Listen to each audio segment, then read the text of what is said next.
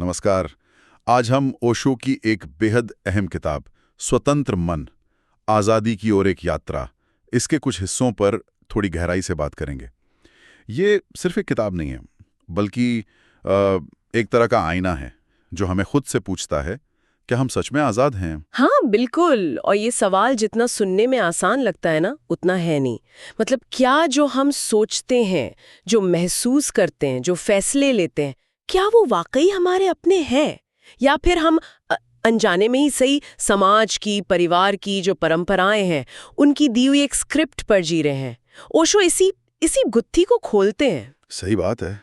ओशो का एक बड़ा मशहूर कोट है, freedom is not something given from the outside. हाँ, freedom is your own fragrance, born when you awaken. बिल्कुल। मतलब आज़ादी कोई बाहर से मिलने वाली चीज़ नहीं है, वो तो अपनी अपनी खुशबू है जो तब पैदा होती है जब हम जागते हैं। सुनने में कितना गहरा लगता है ये। है तो गहरा, पर ओशो के हिसाब से ये जो जागना है ना, इसकी शुरुआत होती है अपनी निर्भरता को पहचानने से। जब तक हम ये देख नहीं पाते कि हम किन किन चीज़ों पे टिके हुए हैं, चाहे वो बाहरी हो या भीतरी, जैसे मंजूरी के लिए, सुरक्षा के लिए, पहचान के लिए, तब तक असली आज़ादी की तरफ पहला कदम उठाना मुश्किल है। तो ये निर्भरता आती कहाँ से है? पहला अध्याय इसी की जड़ों में जाता है। ओशो बताते हैं कि कैसे बचपन से ही वो हमें एक सिस्टम में ढाला जाता है। माता पिता, टीचर, समाज सब हमें एक खास तरीके से सोचना सिखाते हैं, व्यवहार करना सिखाते हैं। हाँ, वो ये अच्छा है, ये बुरा है। वही, ऐसा करो वैसा मत करो। हमें लगता है हम अपने रास्ते चुन रहे हैं, पर वो रास्ते तो जैसे पहले से ही बने हुए होते हैं। और ये इतनी धीरे धीरे होता है, इतना सटल होता है कि पता ही नहीं चलता कब हमारे चारों ओर एक एक पिंजरा बन गया, अदृश्य पिंजरा, और हम उस पिंजरे को ही अपना घर मान लेते हैं, अपनी पहचान। ओशो इसी पर जोर देते हैं कि आज़ादी की यात्रा का पहला कदम, और शायद सबसे मुश्किल भी, बस इस पिंजरे को, इस निर्भरता को देख लेना है, बिना किसी जजमेंट के, बिना खुद को कोसे, बस ये मानना कि हाँ, मैं कहीं ना कहीं बंधा हुआ हूँ या बंधी हुई हूँ। इसी स्वीकार से ही बदलाव शुरू होता है। उनका एक और कोट है जो इस बात को और साफ करता है, the mind that is borrowed can never be free. कितना कितना सच है इसमें।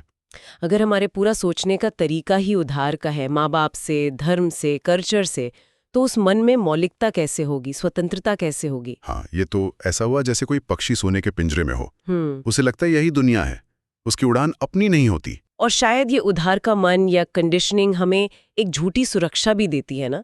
भीड़ के साथ चलना आसान लगता है, बिल्कुल, जाने पहचाने रास्तों पर खतरा कम लगता है, लेकिन ओशो कहते हैं कि ये सुरक्षा आज़ादी की कीमत पर मिलती है। हम अपनी जो अनूठी संभावना है उसे खो देते हैं। तो फिर सवाल ये उठता है, चलो मान लिया हमने पहचान लिया इन अदृश्य जंजीरों को, इस कंडीशनिंग को, पर इन्हें तोड़ा कैसे जाए? ये तो बहुत गहरी हैं। हाँ, सवाल तो यही है। और दूसरे अध्याय में ओशो इसी का रास्ता बताते हैं, और वो रास्ता शुरू होता है अवेयरनेस से। मतलब सिर्फ मशीन की तरह जीना बंद करके अपने हर विचार को, हर भावना को, हर रिएक्शन को होश से देखना। देखना मतलब क्या ये कोई सोचने समझने वाली प्रक्रिया है या कुछ और? नहीं, ये सोचने से ज्यादा एक अनुभव है। जैसे मान लीजिए अचानक गुस्सा आया, तो एकदम से रिएक्ट करने की बजाय एक पल रुक कर देखना, ये गुस्सा आ कहाँ से रहा है, क्या सच में इस सिचुएशन के लायक है, या ये कोई पुरानी आदत है, कोई पुराना दर्द है जो रिएक्ट कर रहा है। अच्छा। या फिर जब मन में वो सफलता पाने की तेज इच्छा उठती है, तो पूछना, ये सफलता की परिभाषा किसकी है, मेरी अपनी या समाज की दी हुई? ये सवाल हमें हिलाते हैं, दिखाते हैं कि हम कितने ऑटो पायलट पर जी रहे हैं। तो ये जागरूकता एक आईने की तरह है जिसमें हमें अपना उधार लिया हुआ चेहरा दिखने लगता है। हाँ, और जैसे जैसे ये जागरूकता गहरी होती है, ओशो कहते हैं ये उधार की सोच, ये उधार के विश्वास अपने आप घुलने लगते हैं। सही। उन्हें लड़कर हटाने की जरूरत नहीं पड़ती। उनका कहना है, freedom is not about fighting with the world, it is about seeing clearly what is yours and what is not. मतलब आज़ादी दुनिया से लड़ना नहीं है, बल्कि अपने अंदर ये साफ साफ देखना है कि क्या सच में मेरा है और क्या बस मुझे दे दिया गया है। हाँ, इसका एक उदाहरण जो ओशो अक्सर देते हैं, जैसे किसी को बचपन से डॉक्टर बनने के लिए कहा गया, उसने मेहनत की, बन भी गया, सब बढ़िया चल रहा है बाहर से, पर अंदर एक बेचैनी है क्योंकि दिल तो शायद म्यूजिक में था या पेंटिंग में। अब जिस पल वो जागरूकता से ये देखता है कि डॉक्टर बनना उसका अपना चुनाव नहीं था, थोपा गया था, तो शायद शुरुआत में दुख हो, गिल्ट भी हो सकता है, लेकिन वहीं से उसी पल से आजादी की यात्रा शुरू होती है। आसान नहीं है ये, क्योंकि कंडीशनिंग सालों पुरानी होती है, पर ओशो कहते हैं एक बार आजादी का स्वाद मिल जाए तो गुलामी में लौटना नामुमकिन सा हो जाता है। लेकिन जब कोई अपनी कंडीशनिंग से बाहर निकलने लगता है, भीड़ से अलग हटता है, तो एक बड़ा डर सामने आता है, अकेलेपन का डर। हाँ, तीसरा अध्याय इसी बहुत नाजुक मुद्दे पर है। जब हम समाज के दिए विश्वास छोड़ते हैं तो अकेला महसूस करना स्वाभाविक है, वो पुरानी बैसाखियां हट जाती हैं। और यहीं पर ओशो एक बहुत क्रांतिकारी बात कहते हैं, the fear of loneliness is the chain that keeps you tied to the crowd. बिल्कुल, हम भीड़ में इसलिए नहीं रहते कि हमें भीड़ बहुत पसंद है, हम इसलिए रहते हैं क्योंकि हम अकेले होने से डरते हैं। लगता है अकेलापन मतलब खालीपन, उदासी, असुरक्षा। हाँ, पर ओशो कहते हैं कि जिसे हम लोनलीनेस समझकर डरते हैं, वो असल में अलोननेस मतलब एकांत की संभावना है। वो जगह जहां हमारा असली रूप, हमारी मौलिकता, इंडिविजुअलिटी जन्म लेती है। भीड़ में तो हम नकलची ही हो सकते हैं, एकांत में ही मौलिक हो सकते हैं। ये सोचना भी थोड़ा मुश्किल लगता है। मान लीजिए कोई इंसान पूरी तरह अकेला है, ना टीवी ना फोन। शुरू में तो शायद घबराहट होगी, बेचैनी होगी। हाँ, मन भागेगा, पर अगर वो उस बेचैनी के साथ टिका रहे तो धीरे धीरे वो शोर शांत हो सकता है, और उस शांति में शायद पहली बार उसे अपनी अंदर की आवाज सुनाई दे, वो आवाज जो हमेशा से थी पर शोर में दबी हुई थी। तो ओशो का सुझाव है, अकेलेपन से भागो मत, उसे जानो। हाँ, उसे समझो। जब तक हम खुद के साथ कंफर्टेबल नहीं होते, तब तक सच्ची आजादी मुश्किल है। ये बाहरी अकेलेपन से ज्यादा भीतरी स्पेस की बात है। और जब कोई इस भीतरी एकांत में थोड़ा टिकना सीखता है, तभी शायद वो चौथे अध्याय के विषय के लिए तैयार होता है, स्वतंत्रता और जिम्मेदारी। सही बात है, क्योंकि जो मन निर्भर है उसकी ये खासियत है, वो हमेशा दूसरों पर दोष डालता है। मेरी नाकामी के लिए हालात जिम्मेदार, मेरे दुख के लिए फलाना इंसान जिम्मेदार। और इसके बिल्कुल उलट ओशो कहते हैं, स्वतंत्र मन जिम्मेदारी लेता है। उनका वो कोट मुझे हमेशा याद रहता है, to be free means to take full responsibility of your life. हाँ, your joy, your sorrow, your success, your failure. मतलब जब आप सच में आजाद हैं तो आप अपनी जिंदगी के ड्राइवर हैं। फिर आप ये नहीं कह सकते कि कोई और चला रहा था। आपकी खुशी आपकी जिम्मेदारी, आपका दुख भी आपकी जिम्मेदारी। सुनने में थोड़ा कठोर लगता है ये। कठोर लगता है क्योंकि दोष देना बहुत आसान है, जिम्मेदारी लेना हिम्मत का काम है। लेकिन ओशो इसे बोझ नहीं मानते, इसे शक्ति का स्रोत मानते हैं। हाँ। अगर जीवन में दुख है तो निर्भर मन बाहर कारण ढूंढेगा, बॉस ने परेशान किया, साथी ने धोखा दिया, पर स्वतंत्र मन अंदर देखेगा, मेरे दुख का कारण क्या, मेरी कोई उम्मीद है, मेरी कोई गलत समझ है, या मेरी कोई अपनी प्रतिक्रिया है। अच्छा। जब हम कारण को अपने अंदर पाते हैं तो उसे बदलने की ताकत भी हमारे हाथ में आ जाती है। जिम्मेदारी हमें विक्टिम होने से निकालकर क्रिएटर बनाती है। लेकिन इस जिम्मेदारी को उठाने में और आजादी की पूरी यात्रा में ही एक बहुत बड़ा पहाड़ है, डर। 5वां अध्याय इसी पर है। हाँ, डर। समाज क्या कहेगा, इसका डर, फेल होने का डर, प्यार में ठुकराए जाने का डर, और इन सब के पीछे कहीं गहरा मौत का डर। ओशो साफ कहते हैं, a fearful mind can never be free. डरा हुआ मन तो हमेशा समझौते करेगा, हमेशा दूसरों की हाँ में हाँ मिलाने की कोशिश करेगा। पर यहाँ भी ओशो का नजरिया अलग है। वो डर से लड़ने को नहीं कहते या उसे दबाने को, वो कहते हैं डर को समझो, उसे होश से देखो। जब हम डर को बिना भागे पूरी जागरूकता से महसूस करते हैं तो पता चलता है कि डर ठोस नहीं है, वो एक छाया जैसा है, बस रोशनी की कमी है। जागरूकता की रोशनी। हाँ, वही जागरूकता जिसकी बात हमने कंडीशनिंग तोड़ने में की थी, वही यहाँ डर पर लागू होती है। जागरूकता की रोशनी में डर पिघलने लगता है। इसका कोई उदाहरण? जैसे मान लीजिए किसी को स्टेज पर बोलने से डर लगता है। अगर वो हमेशा बचता रहेगा तो डर मजबूत होगा, वो कभी आजाद महसूस नहीं करेगा। हाँ। लेकिन अगर वो हिम्मत करके स्टेज पर जाए, डर को महसूस करे। हाँ, हाथ कांप रहे हैं, आवाज लड़खड़ा रही है, पर वो वहीं खड़ा रहे डर के साथ। तो धीरे धीरे वो पाएगा कि डर की जो एनर्जी उसे पैरालाइज कर रही थी, वही उसे एक अनोखी ताकत दे सकती है। तो आजादी का मतलब डर का खत्म हो जाना नहीं है? नहीं, बल्कि डर के बावजूद अपने सच के साथ खड़े होने का साहस है।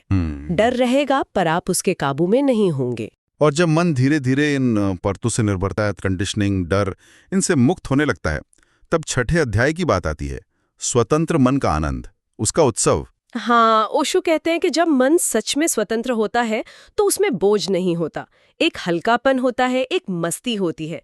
वो सीरियस और उदास नहीं होता, बल्कि खिला हुआ जीवंत होता है। उनकी वो लाइन बहुत अच्छी है, an independent mind is a dance not a duty, it is a song not a burden. बिल्कुल, स्वतंत्र मन जीवन को एक ड्यूटी की तरह नहीं ढोता, बल्कि एक गीत की तरह गाता है, एक डांस की तरह जीता है। ये एक ऐसी स्थिति है जहां गिल्ट, शर्म, दूसरों को खुश करने की मजबूरी, ये सब बोझ हट जाते हैं। हाँ, जैसे कोई छोटा बच्चा बगीचे में नंगे पैर दौड़ रहा है, हवा महसूस कर रहा है, बेवजह हंस रहा है। उसकी हंसी किसी वजह से नहीं है, वो बस उसके होने का स्वभाव है। स्वतंत्र मन की खुशी कुछ वैसी ही होती है, नेचुरल, बिना शर्त, उसे किसी के अप्रूवल की जरूरत नहीं। और मजे की बात यह है कि जब कोई अंदर से इतना आजाद और खुश होता है तो वो दुनिया से कटता नहीं है, बल्कि उसके रिश्ते और गहरे और सच्चे हो जाते हैं। हाँ, क्योंकि अब रिश्ते जरूरत या डर पर नहीं टिके होते, वो प्रेम और शेयरिंग पर टिके होते हैं। और यही हमें 7वें अध्याय तक लाता है, प्रेम और स्वतंत्रता। ये एक बड़ा पैराडॉक्स है ना, जिस पर ओशो रोशनी डालते हैं। हम अक्सर सोचते हैं कि या तो प्रेम होगा या स्वतंत्रता, दोनों एक साथ कैसे? हाँ, आमतौर पर यही सोच है। ओशो कहते हैं ये दोनों ही बातें गलतफहमियां हैं। जब प्रेम निर्भरता बन जाता है, जब उसमें दूसरे पर कब्जा करने की कोशिश होती है, तुम सिर्फ मेरे हो, तब वो प्रेम नहीं रहता, बंधन बन जाता है। और जब स्वतंत्रता सिर्फ ईगो बन जाती है, मुझे किसी की जरूरत नहीं, तब वो स्वतंत्रता नहीं, बस एक सूखा हुआ अकेलापन रह जाता है। सिर्फ देना होता है, दूसरे को बदलने की कोशिश नहीं होती, बल्कि उसे उसकी पूरी तरह से स्वीकार किया जाता है, उसकी अच्छाइयों और उसकी कमियों के साथ। हाँ, तब प्रेम बंधन नहीं बनता, पंख बन जाता है। ये सोची कितनी आजादी देती है। ओशो इसकी तुलना दो नदियों के समुद्र में मिलने से करते हैं। नदी पूरी आजादी से बह रही है, समुद्र उसे रोक नहीं रहा, दोनों अपने स्वभाव में रहते हुए भी एक हो जाते हैं। यही असली प्रेम है, जहाँ स्वतंत्रता और मिलन दोनों साथ साथ है। और वो ये भी याद दिलाते हैं कि अगर किसी को खोने का डर है, तो शायद वो रिश्ता निर्भरता पर था, क्योंकि जो सच में आपका है, मतलब जो प्रेम स्वतंत्रता पर आधारित है, उसे आप खो नहीं सकते। ये सारी बातें, जागरूकता, एकांत, जिम्मेदारी, डर से मुक्ति, प्रेम और स्वतंत्रता का ये मेल सुनने में बहुत अच्छी लगती हैं। पर सवाल उठता है कि रोज की जिंदगी में ये सब होगा कैसे? इस आजादी तक पहुंचने का प्रैक्टिकल रास्ता क्या है? हाँ, ये सवाल जरूरी है। और 8वें अध्याय में ओशो इसी चाबी की बात करते हैं, और वो चाबी है ध्यान, मेडिटेशन। ध्यान, इसे लेकर भी बहुत कंफ्यूजन रहता है। पर ओशो के लिए ध्यान का मतलब बहुत सरल है, अपने अंदर लौटना। अपने मन में जो ट्रैफिक चल रहा है, विचारों का, भावनाओं का, उसे बिना उलझे, बिना जज किए बस देखना। जैसे कोई सड़क के किनारे बैठकर आती जाती गाड़ियों को देख रहा है, कोई अच्छी लगी, कोई बुरी, पर देखने वाला अपनी जगह पर है, वो गाड़ी के साथ बह नहीं जाता। तो जब हम शांत बैठकर अंदर देखते हैं, तो क्या दिखता है? विचारों का शोर। हाँ, शुरू में वही दिखता है, विचारों का शोर, भावनाओं का उतार चढ़ाव, पुरानी यादें, भविष्य की चिंताएं, ये सब कोलाहल डरा सकता है। लेकिन अगर हम बस देखते रहें, बिना किसी विचार को पकड़े, बिना किसी भावना में बहे, तो धीरे धीरे एक दूरी बनने लगती है। हम महसूस करने लगते हैं कि मैं इन विचारों को सिर्फ देख रहा हूँ, मैं वे विचार नहीं हूँ।